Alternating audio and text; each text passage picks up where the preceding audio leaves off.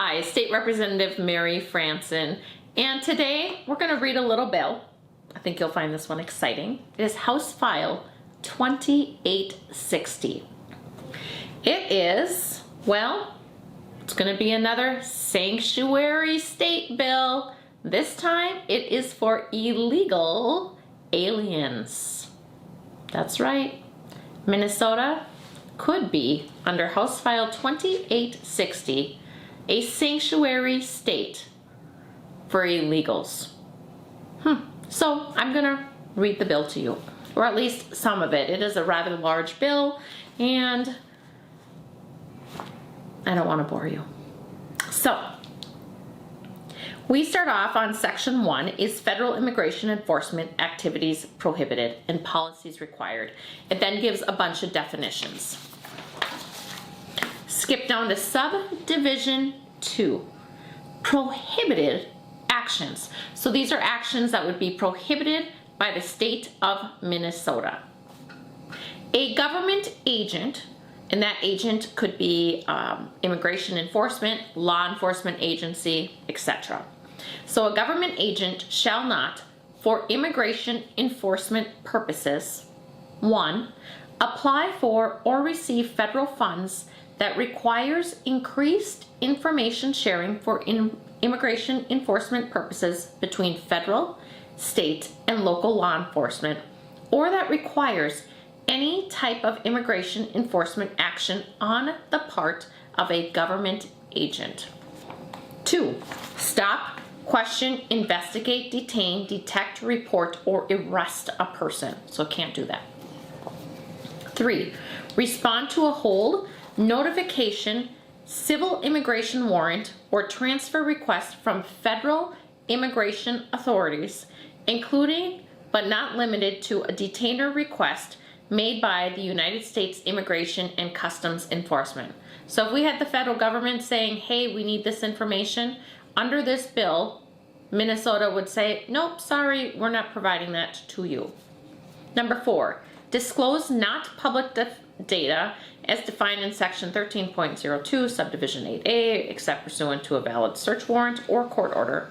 5, make an arrest based on a civil immigration warrant. So the United States Immigration and Customs Enforcement is like, knock, knock, knock. Hey, we need to take this individual in. They are here illegally. We need to deport them. Minnesota would say, nope, no way, no how. Okay? And we're gonna, let's see here. I'm kind of skip down here to 8, support or assist. So we can't do this. We can't support or assist in civil immigration enforcement operations, including the establishment of traffic perimeters. So, a law enforcement official shall not stop, arrest, search, or detain an individual to investigate a suspected immigration violation, or to require about immigration or citizenship status or place of a birth of an arrestee or victim of a crime. So maybe this individual has done something horrendous. Maybe they have been accused of a violent crime. Okay, pick a crime. There's a lot of violent crimes you can pick from here in Minnesota. This 8, number 8 says you can't support civil immigration enforcement operations. You can't ask about citizenship. You can't ask about immigration status if they've been arrested, even for a violent crime. So we'll kind of skip over here to exceptions. There are some exceptions in this bill. Nothing in this section prevents a government agent from responding to a request from federal immigration authorities for information about a specific person's criminal record when allowed by state law or a lawful subpoena, to sending to or receiving any local, state, or federal agency information regarding the citizenship or immigration status, lawful or unlawful, of an individual pursuant to the United States Code Title 8, Sections 1373 and 1644. Or Nothing in this section prevents a government agent from responding to a request to complete a Form I-918 Supplement B, and then a bunch more information here. And if this bill were to pass, it would be effective the day following the enactment. So if Governor Walz was going to sign this bill, it would be effective the very following day. So we skip to number 5. Let's see, there's some violations here. Okay, so let's say there's a law enforcement officer that violates this bill here that I've kind of read over or skimmed over. Guess who that officer would be reported to? None other than the Attorney General, Keith Ellison. So, violations under Section 4, Subdivision 1, Reporting, Investigation. The Attorney General's office shall establish a system for the public and state and local employees to report alleged violations of this section and Sections 629.80 to 629.82 at a minimum. At a minimum. This is what's going to have to be in effect if people want to tattletale.